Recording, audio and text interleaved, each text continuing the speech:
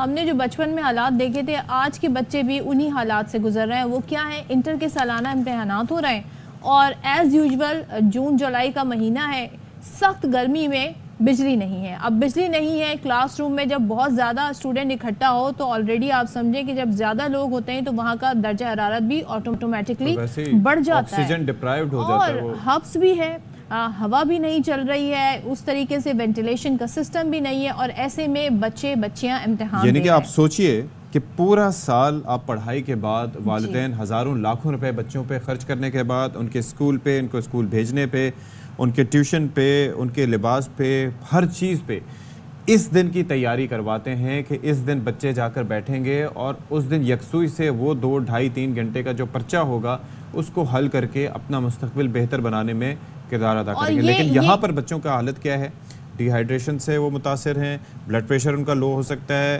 फेंट कर सकते हैं। एक बच्ची तो कल इम्तिहान दिए बगैर वापस आ गई, और हम ये देखते हैं कि जितनी भारी भरकम फीसें वसूल की जाती हैं, कितने दिन पेपर्स होते होंगे, जितने दिन पेपर हो रहे हैं आप थ्रू आउट उन आवर्स में आप इलेक्ट्रिसिटी फराम कर सकते हैं। अब यहाँ पे आप देखें, टीचर उन्होंने खुद चार्जिंग फ़ैन का इस्तेमाल किया हुआ है, और वो क्या कह रही है सूरत हाल में, आइए आपको दिखाते हैं। लाइट नहीं है, बहुत ज़्यादा परेशानी है। देखिए हमारी तो जॉब है, हमें तो एडेंट पास पहुँचना है, बच्चियों का क्या कसूर है, हमें ये समझ में नहीं आता। हमारे हुक्मरान से जितने भी आला हुक्मरान हैं, हमें उनसे बस यही कहना है कि प्लीज़ कई वालों को कुछ ऐसा आप करें कि यहाँ पे लाइट तो हो कम से कम बच्चियों की इतनी तबीयत ख़राब रहती है। यहाँ पे किसी को वोमिटिंग्स हो रही, किसी को चक्कर आ रहे हैं, बच्चियाँ तो नहीं इतनी हैबिचुअल हैं इन सब चीज़ों की, तो कम से कम सेंटर में तो लाइट होनी चाहिए ना, ड्यूरिंग पेपर ही देने एटलीस्ट आप। अच्छा मैडम, ये अपने गली में क्या पंखा है क्या ये? जी, इलेक्ट्रिक फ़ैन है, और इसके ख़रीदने की भी रीज़न यही था क्योंकि हमें यहाँ पे ड्यूटी करनी होती है, मुसलसल बच्चों को जो है ऑब्ज़र्व करना होता है, तो हम बैठ नहीं सकते, और गर्मी की शिद्दत इतनी ज़्यादा है कि हम भी अगर गिर गए तो हमें उठाने वाला कौन होगा। अच्छा, आप ये देखिए कि 6 रोज से यहाँ पे बिजली नहीं है, और शी वॉज वेरी राइट कि इन बच्चियों का क्या कसूर है। और दूसरा आप देखें कि वहाँ पर आपको बजाय इसके कि आप पेपर में क्या है उस पर आप वो फोकस कर सकें, अंधेरा है, आप देख नहीं पा रहे हैं, गर्मी है, आप सांस नहीं ले पा रहे हैं, बैठना मुहाल है, हब्स की वजह से बुरा हाल है। लेकिन क्या बात है, यहाँ पर अगर आप जाएं तो जो हमारे अफसरान होंगे तो उनके दफातर में जनरेटर्स भी लगे होंगे, वहाँ पर माशाल्लाह से टनों के हिसाब से AC चल रहे होंगे, अब तो सोलर पे भी कई इदारे मुंतकिल हो चुके हैं। तो कमाल है वैसे कि जिस तरीके से यहाँ पर ये हमारे हम इन्हें कहते हैं हमारे मुस्तकबिल के मेहमान हैं, इनके साथ हम सलूक क्या कर रहे हैं। अनवर खान हमारे नुमाइंदे साथ हैं, ज़रा पूछते हैं क्या वाक़तन ऐसे ही है कि जो सेंटर बिलखुसूस हम आपको दिखा रहे थे 6 दिन से यहाँ पर मुसलसल बिजली मुनक़ता है। तो अनवर बताइएगा कौन कौन से ऐसे सेंटर हैं जहाँ से शिकायत आ रही है कि इवन जो एग्ज़ाम आवर्स हैं उसमें भी बिजली फराहम नहीं की जा रही है। जी देखें, अगर हम बात करें मैट्रिक के इंटर के सालाना इम्तहानात के दूसरे मरहले के, तो इस वक्त कराची के ज़िला कोरंगी, ज़िला मलीर के साथ साथ लियारी के मुतादिद इम्तहानी मराकज़ हैं जो कि इस वक्त सुबह और शाम के औक़ात के अंदर बदतरीन लोड शेडिंग की जद में है।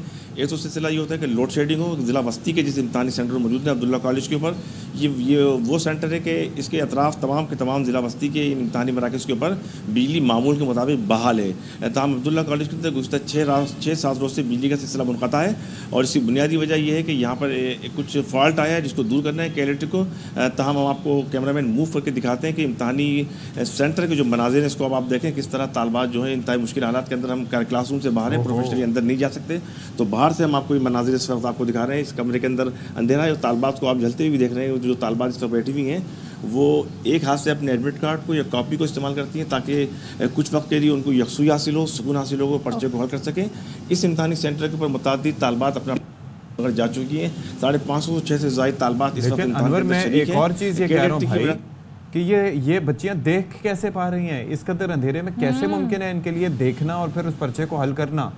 ये तो क्रिमिनल नेग्लिजेंस है ये महकमे की, या जिस भी वजह से ये सारा कुछ हो रहा है। महकमा बिजली अगर इसमें इन्वॉल्व है तो उनकी नेग्लिजेंस है, या फिर ये जो यहाँ पर जो सेंटर जहाँ पर पड़ा है उसकी इंतज़ामिया का काम है, या फिर कॉलेज की इंतज़ामिया का काम है कि यहाँ पर बिजली को प्रोवाइड करें, या फिर कोई बैकअप होना चाहिए।